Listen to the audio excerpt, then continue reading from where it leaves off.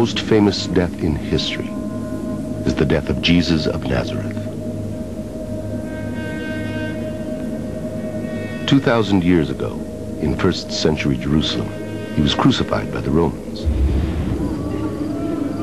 The Gospels tell us he was buried in a tomb.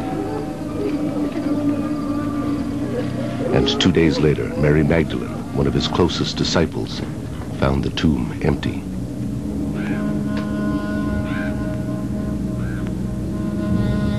But according to the Gospel of Matthew, there was another story circulating after Jesus' death. And though the Gospel calls it a lie, it was rumored that Jesus' disciples secretly took their master's body, presumably to give him a permanent burial. If this is true, according to 1st century burial practices in Jerusalem, Jesus' body would have been taken to a rock-hewn family tomb. Given that he was crucified for insurrection, the reburial would have been done in secret by his closest disciples. Jesus' body would have been shrouded and left to decompose. 1 year later, his disciples would have returned, this time joined by his family for the final burial ceremony. Mary, Jesus' mother, would have attended the ceremony. Mary Magdalene would also have been there. His brothers, Simon, Joseph, Judah, and James would have prepared Jesus' bones for the final burial, placing them in a limestone coffin called an ossuary.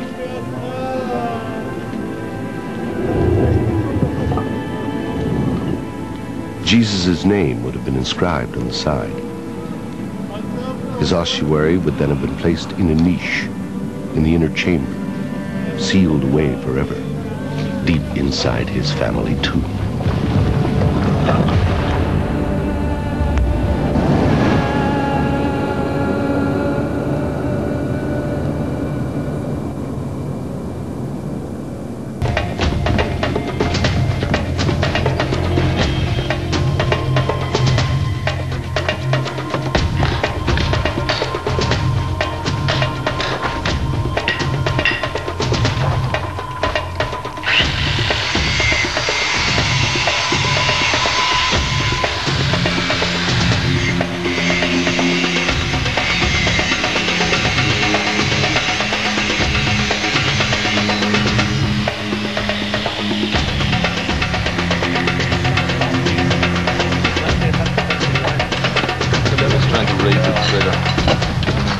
Okay, now how do we do this? We need everybody to help, right? Felix, you realize we're rolling a big stone. No, okay.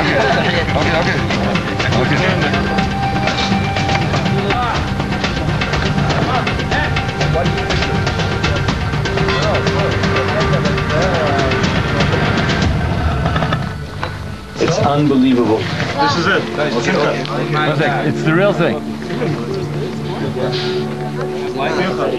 I mean, I'm pinching myself. I can't believe it. Okay, come on. Take the picture and compare, man.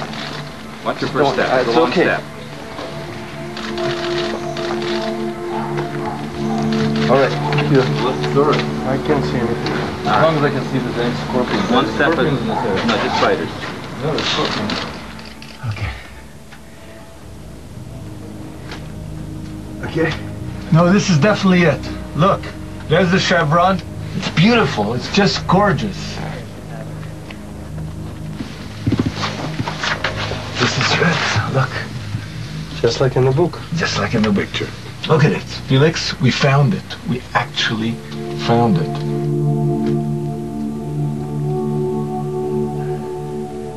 Looking around, we noticed that we were sitting on mounds of decomposing pages of scripture. What is that? Shine that down? Shine it down? Look at that, Felix.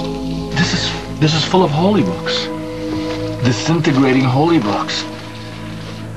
According to Jewish law, biblical books cannot be discarded. They have to be buried like humans. It seems that in the weeks following the removal of the ossuaries and before the tomb was resealed, a local rabbinical school filled the tomb with damaged holy texts. Among them, we found a book that Jesus refers to as the key to his ministry. It's the book of Jonah. Jesus says in the Gospels, if you want to know, his apostles say, what are you up to, Master? And he says, you want to know what I'm up to? Read the book of Jonah. That's the code. And right here, you got the book of Jonah. The Gospels record that Jesus constantly spoke in parables and codes. Not surprising for a leader of what today would be labeled an anti-government movement, a man destined for crucifixion. And those who speak in codes often harbor great secrets.